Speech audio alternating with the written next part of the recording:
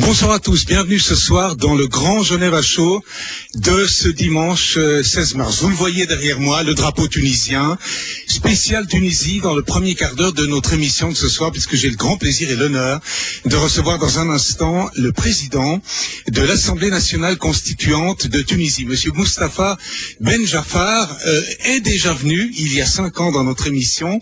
C'était en 2009, c'était encore sous Ben Ali, c'était l'ancien régime, avant la révolution de début 2011 qu'on appelle la révolution de Jasmin. Monsieur Benjafar préside une assemblée qui doit, au fond, présider à la future charte fondamentale de la Tunisie pour les années qui viennent. Alors comment va ce pays? Comment se porte-t-il après des moments difficiles? Moustapha Benjafar, donc en début d'émission. Monsieur Moustapha Benjafar, bienvenue en Suisse. Merci de m'accueillir pour la deuxième fois en quelques années. Vous vous souvenez de la première? Oui, je me souviens très très bien. C'était fantastique, c'était rapide, bien entendu, comme d'habitude, très très dynamique. Et je me rappelle de votre dernière réflexion, peut-être sous forme de question, après avoir dit ce que j'avais dit. Est-ce que vous allez rentrer en Tunisie? Et je vous avais dit oui. Vous m'avez dit, mais vous prenez des risques. Je lui ai dit, c'est leur affaire. À ce moment-là, qu'ils prennent leurs responsabilités. Moi, j'ai pris les miennes. Oui, c'était en 2009. Ben Ali est encore au pouvoir. Oui, il est tombé 2 ans après. Est-ce que vous imaginiez, lorsque vous étiez face à moi à Genève Show à l'époque, que le pouvoir était à ce point chancelant qu'il y aurait ce qu'on a appelé la révolution de Jasmin, au fond? On le savait, chancelant. Il était miné d'abord par une impopularité qui s'installait d'une manière progressive, mais il était surtout miné par le développement de la corruption. On savait qu'il allait, un de ces 4 matins, céder la place, mais personne, alors là, personne ne pouvait prévoir que un certain décembre 2010 allait se déclencher un mouvement qui allait s'étendre sur tout le territoire et le pousser pratiquement à la fuite. Et ce qu'on a appelé le printemps arabe, qui s'est ensuite étendu, bien sûr, à d'autres pays. On pense à l'Égypte, bien entendu. Alors, Monsieur Benjafar, un mot sur vous avant de parler de l'Assemblée nationale constituante que vous présidez et qui est encore en fonction, même si la Constitution est sous toit. Vous êtes né, je crois, en 1940. Oui. Vous aviez 16 ans au moment de l'indépendance. Quel souvenir gardez-vous de l'indépendance en 56, le départ des Français, l'arrivée de Bourguiba? Oui, c'était fantastique, évidemment. Je n'étais pas encore politiquement mûr, mais j'étais dans une famille de résistance et donc j'ai vécu réellement le mouvement. Et ce qui était particulièrement frappant, c'était toute la période difficile de construction de ce nouvel État libéré. Et ça n'était pas facile parce que les Français détenaient pratiquement les rênes du véritable pouvoir et il fallait petit à petit récupérer tous les rouages de l'administration, de l'État. On n'avait pas d'armée, il a fallu attendre jusqu'en 1963 pour voir le dernier soldat français quitter le pays. Il y avait à Bizerte encore. Absolument, Bizerte, 63, Bizerte, absolument. Ouais. Vous avez un très très bon souvenir de ces développements. C'était fantastique, mais j'étais tout simplement passionné. J'étais au lycée à cette époque et j'en garde d'excellents souvenirs parce que je garde d'autres souvenirs avant l'indépendance de notre maison qui est à 4h ou 3h du matin pratiquement saccagée par la police du moment parce que j'avais un cousin qui était alors là lui en première ligne. Et votre famille militait dans le Néo-Destour, le mouvement de Bourguiba. Tout à fait. Alors ce qu'on sait moins, et je le rappelle à ceux qui nous regardent, vous êtes médecin, vous avez longtemps pratiqué la médecine et j'ai lu dans vos biographies qu'à un moment vous avez, comme vous étiez opposant, on vous a mis un peu à l'écart dans un bureau, sans téléphone, sans beaucoup de moyens de communication. Vous vous rappelez très très bien de certaines choses, mais ce qui était le plus navrant et en même temps le plus marrant, c'est que on m'avait presque changé de spécialité. Je suis un radiologue, professeur à l'université, enseignant de radiologie, et on m'a transféré dans un service de gynécologie. Quelle reconversion. Pour vous mettre à l'écart, au fond. Oui, tout à fait. Alors, une autre date, c'est novembre 87. Et moi qui suis allé si souvent dans votre pays, je me souviens, à l'époque de Ben Ali, il y a partout des rues c'est le 9 novembre, je ne sais plus. 7 novembre. Oui. Ce jour-là, Ben Ali destitue Bourguiba et prend le pouvoir. Oui. Et ça nous fera 13 et 11, 24 ans de pouvoir. Comment vous analysez ces 24 ans? Il n'y a que du négatif ou pas? Vous savez, il y a eu, d'abord, pour la sincérité, je n'ai pas l'habitude de pratiquer la langue de bois. Je me rappelle, c'était navrant, c'était triste pour Bourguiba, parce que c'est un grand homme qui a fait énormément de choses pour le pays. C'est le père de l'indépendance et le père de la Tunisie moderne, d'un État avec toute la question qui se rapporte au code du statut personnel, de l'égalité homme-femme, l'émancipation de la femme de l'époque. Je considère que ce code est la véritable constitution tunisienne, parce qu'il n'a pas été manipulé. En tout cas, il a toujours évolué dans la bonne direction. C'était en même temps triste que Bourguiba termine de cette façon, mais il y avait un soulagement parce qu'il était vraiment devenu gaga dans les derniers mois de son règne. Et Ben Ali avait invoqué le grief de sénilité pour pouvoir bien le sûr, mettre à l'écart, hein. Bien sûr. Alors Ben Ali, au fond, tombe en 2011. Vous êtes un moment ministre de la Santé. Et puis ensuite... jamais. Quelques jours. Oui, j'étais prévu. Non, même pas. Non, j'ai jamais pris les fonctions. J'étais dans le pipe, voilà. Disons. Et puis, lorsque j'ai vu la composition de l'équipe à l'époque, je me suis dit, on n'a vraiment pas l'intention de tourner la page. Et donc, j'ai préféré, avec mon parti aussi, qui a pris la décision, j'ai préféré ne pas rentrer dans le processus parce que déjà ça sentait pas très très bon. Alors Moustapha Ben Jaafar, vous êtes ensuite le président, vous l'êtes encore, de cette assemblée constituante.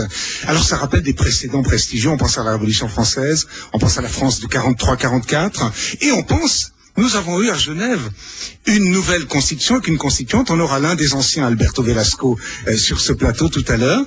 Comment se sont passés vos travaux? Dans la difficulté. Finalement, c'était un bel accouchement le 27 janvier dernier, puisque malgré toutes les appréhensions, toutes les craintes, malgré toutes les difficultés qu'on a rencontrées chemin faisant, c'est un travail long, laborieux, consensuel, c'est peut-être le terme à retenir, avec une participation de toutes les catégories, toutes les composantes de la société civile, des experts tunisiens. On a fait des débats à l'échelle nationale, on a été dans les circonscriptions hors du territoire pour aller voir nos concitoyens en Europe et ailleurs. Et finalement, on a eu aussi, je le rappelle toujours, 2 incidents graves, 2 assassinats politiques. Notamment Chokri Belaïd. Chokri Belaïd. Et ensuite, le 25 juillet, le jour de fête de notre République, notre collègue a été assassiné le même jour. Et évidemment, tout cela, c'était des obstacles, c'était des arrêts, plus ou moins longs. Et évidemment, ça a freiné le processus. Mais malgré tout, cette volonté de toutes les composantes politiques du pays qui ont contribué, finalement, on a eu notre constitution 200 voix sur 216. C'est dû... ça n'était même pas dans le rêve. Oui. Alors, juste un mot de Chokri Belaïd, le soir de son assassinat, c'était ce syndicaliste. Hein. On a fait une émission spéciale avec plein de Tunisiens de Genève, et tous les gens étaient très tristes. Et j'avais un sentiment d'amertume à l'issue de cette émission. Et je me disais, au fond, le rêve de cette révolution qu'on appelle de jasmin, et c'est beau quand même le mot, s'effondre. Les gens-là avaient un peu la gueule de bois, en fait, ce soir. Bien entendu, mais ça prouve que la révolution avait aussi des ennemis, des contre-révolutionnaires, des gens qui ont tout fait pour saboter le processus, parfois d'une manière innocente, en voulant voir que tout se déroule d'une manière parfaite, mais malheureusement avec ces assassinats, c'était une volonté de nuire évidente. Heureusement que les Tunisiens ont résisté à ce vent de malheur, et finalement nous avons réussi notre constitution, et maintenant il nous reste à préparer les prochaines élections, j'espère dans les meilleures conditions possibles. Elles devraient normalement avoir lieu avant la fin de l'année. Oui, c'est décidé par la Constitution. Oui. Est-ce qu'elles auront lieu avant la fin de l'année? Je suis un optimiste invétéré. Bien sûr qu'elles auront lieu. Alors, ici, les gens savent que vous avez le parti Ennahda, qui est un parti qu'on dit... Pour faire court, islamiste, encore faut-il dégager cet islamisme de d'autres pays au Moyen-Orient. Pas d'amalgame, bien sûr. On est d'accord, hein. Tout à fait. J'ai vu que votre constituante contenait tous les partis à peu près, dont le vôtre est à Capole, hein, le Forum démocratique pour le travail et les libertés. Les partis ont pu travailler ensemble en bonne intelligence, me dites-vous? Eh bien, certains étaient même dans l'équipe gouvernementale. Nous avons géré le pays près de 2 ans. et le pays a tenu avec des hauts et des bas. Tout n'était pas parfait. On était en apprentissage en même temps de démocratie, on était en apprentissage de liberté, nous n'en avons jamais bénéficié auparavant, et en même temps on était en apprentissage de gouvernance. Et c'est venu en même temps, avec une situation difficile. Notre partenaire principal, qui est l'Europe, en difficulté, nous le savons. Notre voisin presque en guerre civile, la Libye. Oui. Et tout cela, les Tunisiens, avec leur cohésion, ont quand même pu résister à toutes ces tempêtes. Vous dites, Monsieur le Président, nous sommes maintenant en liberté. Si je prends certaines périodes de votre vie, de 40 à 56, c'est encore les Français, 56 à 87, c'est Bourguiba, 87 à 2011, c'est Ben Ali, et maintenant, c'est cette autre Tunisie qui doit être inventée. Pour la première fois, vous éprouvez un réel sentiment de liberté et de démocratie? Au lendemain de l'indépendance aussi, encore une fois, j'étais en culotte courte. Quelque chose de fort, quand même. C'était très fort, parce que pendant des années, quand on était jeune au lycée, on disait Yahya, Bourguiba, il n'y avait que ça dans nos chansons, dans nos rêves, dans nos attentes. Et puis là, ce qui change pour moi, c'est que c'est cette impression de participer à la construction. Et ça, c'est nouveau et c'est fantastique. Monsieur le Président, une question, ce sera peut-être ma dernière question, que les gens se posent ici, c'est la question de la laïcité. La Tunisie était réputée pour sa laïcité, celle de Bourguiba, même encore celle de Ben Ali. Et ce parti Ennahda, qui est quand même islamiste, qui est au pouvoir actuellement. Comment avez-vous traité la question laïque dans vos travaux de la Constituante? Eh bien, ça a été l'objet d'un débat âpre au départ.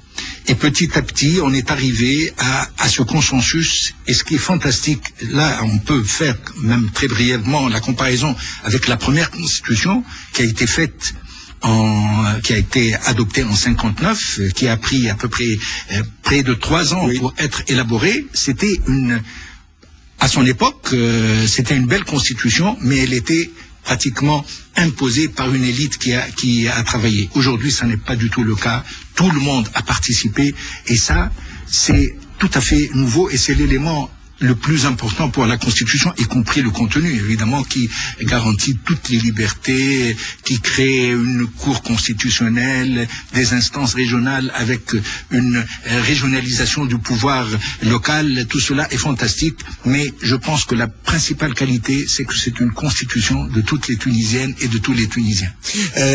Vous parlez de la cour constitutionnelle, je vous le disais avant l'émission, à l'époque de Ben Ali, je recevais souvent ses opposants. Par exemple, vous, lorsque vous étiez venu en 2009, et j'avais reçu à la radio il y a une quinzaine d'années le président de la Cour constitutionnelle. Vous me dites qu'il est en Suisse actuellement. Ça n'était pas la Cour constitutionnelle, c'était le Conseil. Le Conseil constitutionnel. Oui, qui n'était pas élu, mais qui était une référence. Mais vous parlez d'un éminent personnage. Et je lui ai dit, mais osez-vous rentrer en Tunisie comme à vous? Oui, mais là, il est rentré. Nous sommes pas très nombreux à avoir choisi de rester quand même sur place. Nous étions un peu aussi dans une certaine forme de modération, pour ne pas jeter la pierre à qui que ce soit, mais des gens ont été obligés, très nombreux, à l'exil pour fuir justement la répression sauvage du régime Ben Ali. Alors, Monsieur Moustapha Ben Jaafar, merci infiniment. Vous venez d'arriver en avion, vous êtes venu pour nous, je vous en remercie vraiment du fond du cœur. Vous revenez quand vous voulez. Et les Tunisiens sont les bienvenus, les Tunisiens de Genève, de tous les bords, sont les bienvenus dans cette émission, se considérant ce pays comme un ami.